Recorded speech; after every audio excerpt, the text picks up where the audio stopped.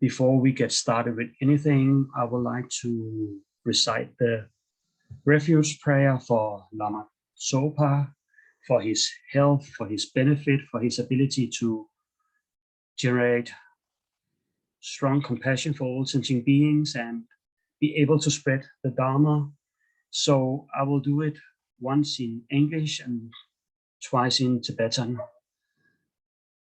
I take refuge until I am enlightened in the Buddha, the Dharma, and the Supreme Assembly.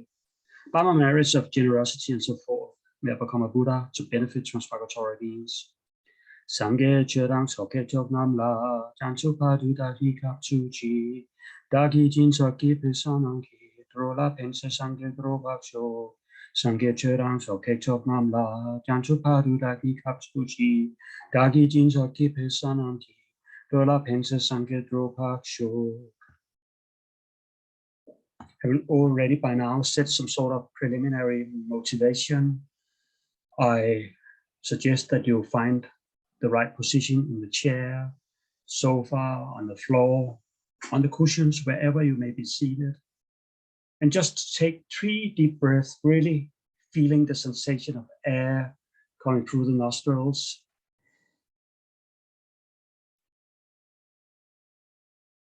Get a good sense of the sensation of relaxation.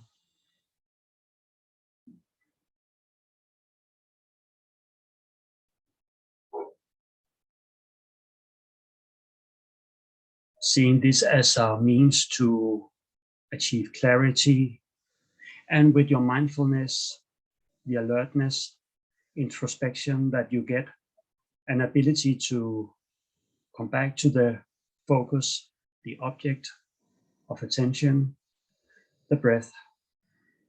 Take 3 deep breaths again.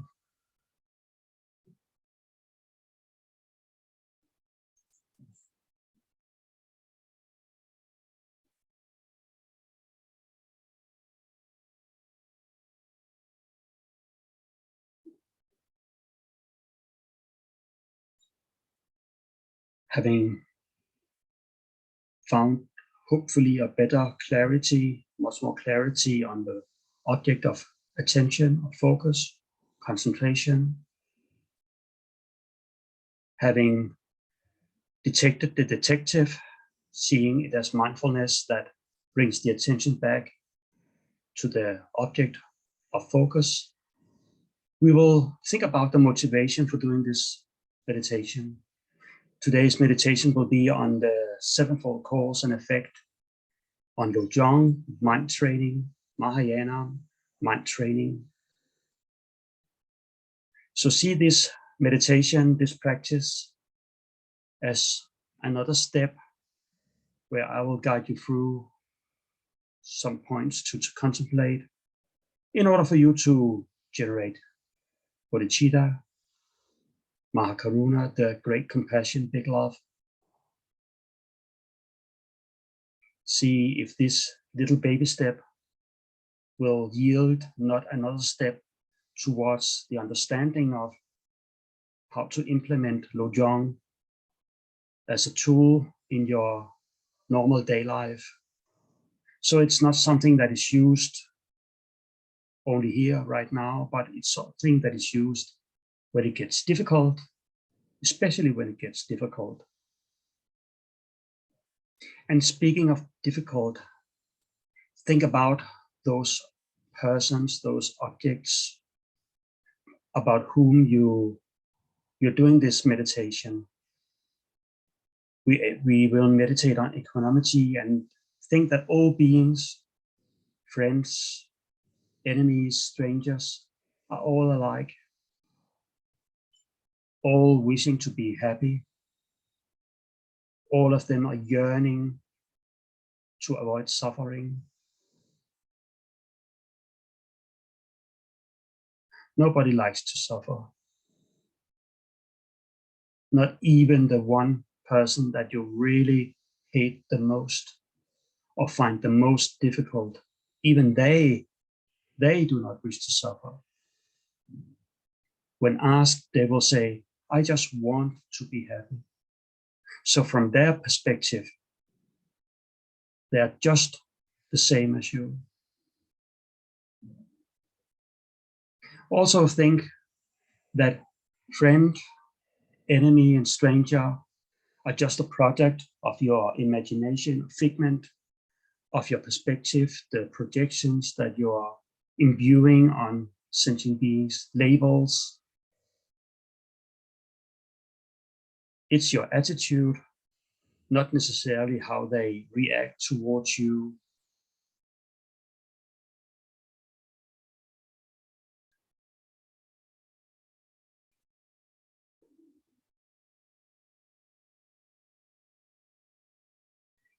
And with this, we will recognize that all sentient beings, friends, enemies, strangers, have all been your sentient mother in some life.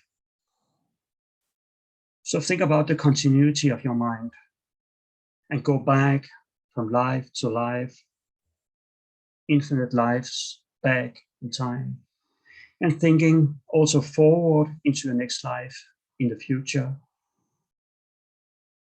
Think about these countless past lives, sentient beings who gave birth to you, gave you food, teachings, cleaning you, helping you to be a part of this world. Through infinite lives, you've had infinite different mothers. It's impossible to point at any sentient being saying, I have never met that one, that sentient being, because everyone's been your mother in a past life or will be in the future.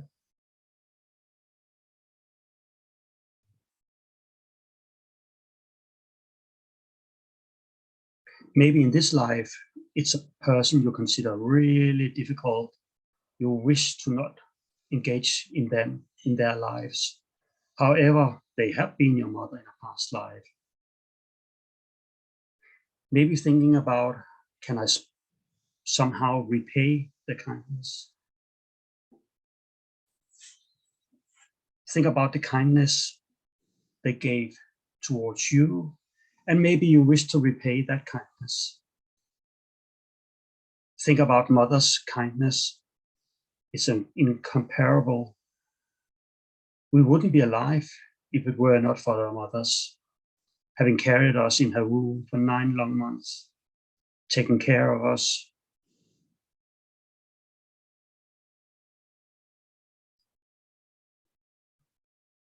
helping us to become educated, decent human beings, with all of the opportunities that we have right now. Think that you're right here in this moment of practicing the Buddha Dharma, having met several teachers, a community. You can understand the teachings, they have value. Would that have happened without a sentient mother being? Think of all your inner qualities, your good characteristics. All those have developed because of the kindness of our mother. It's not only the mother in this life, but all sentient mothers. They have all been kind towards you. So having gained this understanding, think about repaying that kindness. How important it is not to ignore this kindness, but to repay. Think that you are in especially fortunate circumstances, most because of them. And these fortunate circumstances allow you to be able to repay their kindness.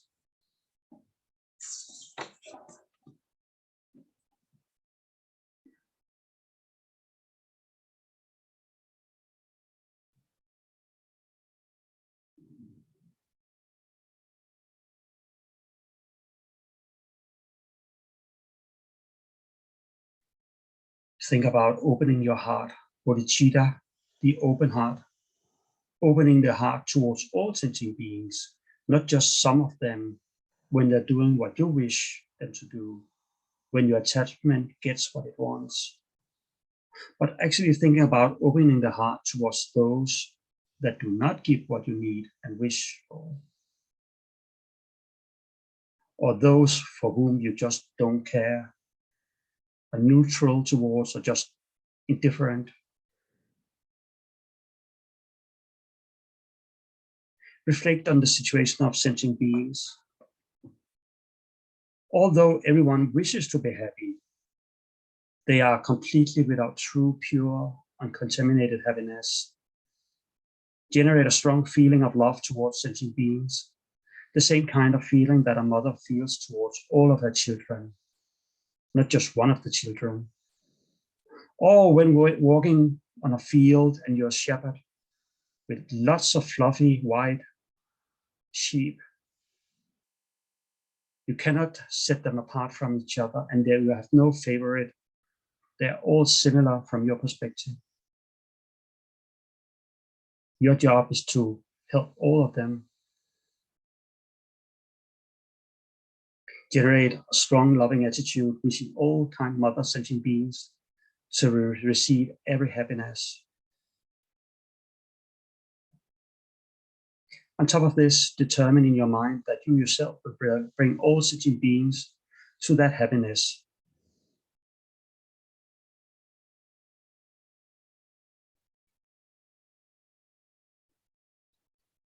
Think about the happiness that you love to receive. Why would anybody wish to not have the same happiness? Or the suffering that you wish to avoid? Wouldn't they also want to avoid that suffering?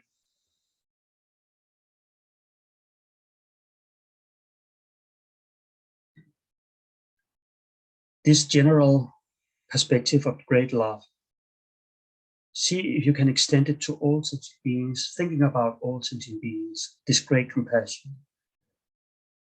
Think about the sufferings of kind sentient beings.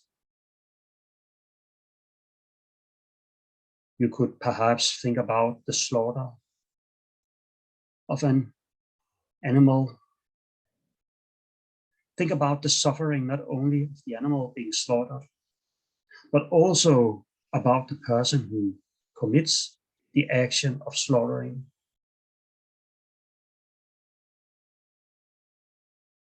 It's even heartbreaking to think not only the animal, maybe a sheep, suffer, but the butcher will also suffer. Again, contemplate friend, enemy, and stranger. The enemy that harms you will experience future suffering because of that. And due to the karmic imprints, relations, you will meet again. Maybe even bear witness to the suffering of that person. Or the suffering in that person will be inflicted on you again. So sort of cycle that's unbearable.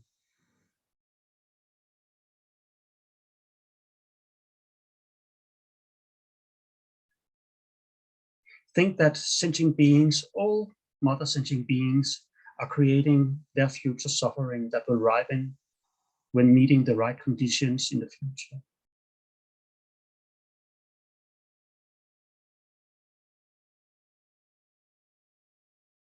So make a strong determination that you yourself will eliminate all their sufferings.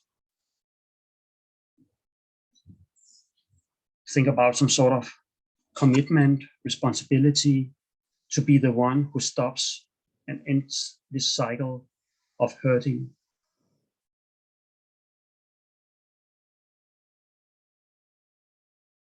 Instead of thinking, maybe, hopefully, someone will stop hurting me, you will think, I will stop the hurting. I will be the one. Let me be the one.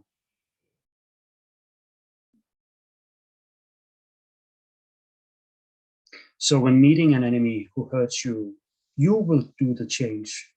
You will be the change. Stop the hurting. Understanding karma. Understanding suffering. And everyone's wish to be happy.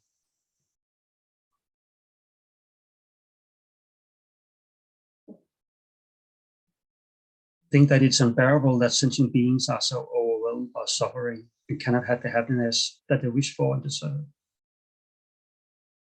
You cannot depend on someone else to help them to overcome their suffering or to achieve happiness. Think, I must do this myself, by myself alone. Just like it's a child's responsibility to save her parents if they are in danger. It's my responsibility to free all mother sentient beings from their suffering and to bring them to perfect, uncontaminated happiness. Not only happiness, but uncontaminated happiness, free from suffering caused by attachment and aversion. By helping them eliminate ignorance, true happiness, unpolluted.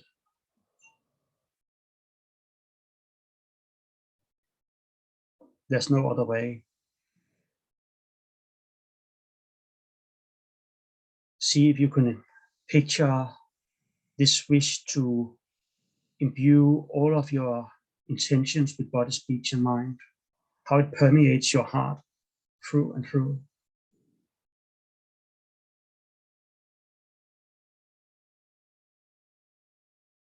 Think that the only real and true benefit that you can give to other sentient beings is to completely take away their sufferings and bring them true everlasting happiness, bringing them to enlightenment.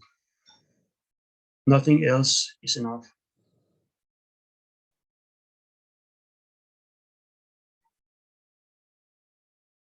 Temporary happiness is not enough. Just removing the pain is not enough.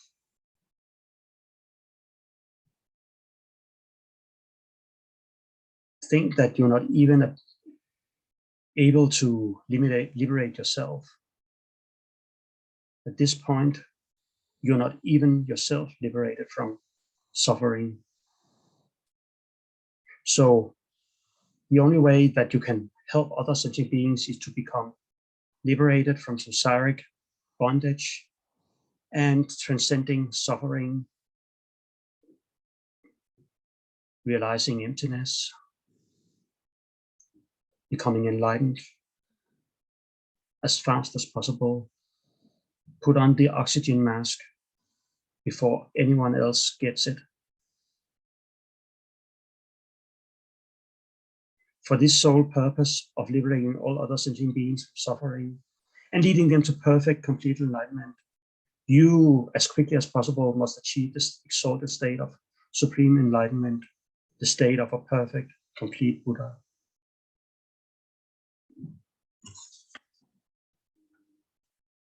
Contemplate for just a short moment what this actually means. Intention, attention, motivation, aspiration, but also considering being a Buddha, the end goal, and thinking it will take some time, but already by now, taking the end result into the present and being able to already by now, just trying to alleviate the suffering of other sentient beings and bring them happiness, and thinking about tonight's teachings, how you can apply them to your life. It's not just some teachings restricted to an evening and then the end, not used anymore, put away in a carbon box.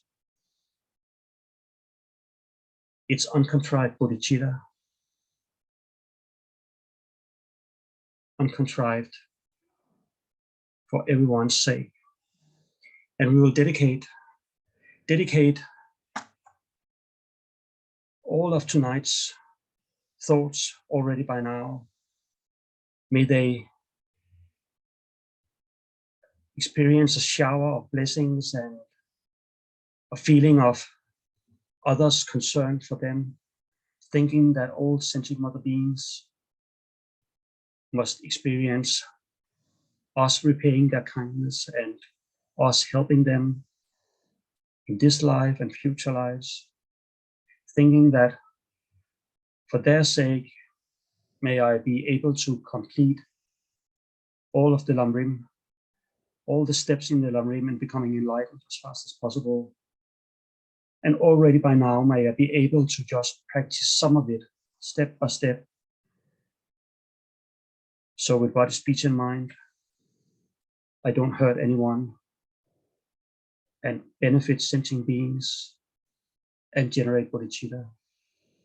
Thank you very much.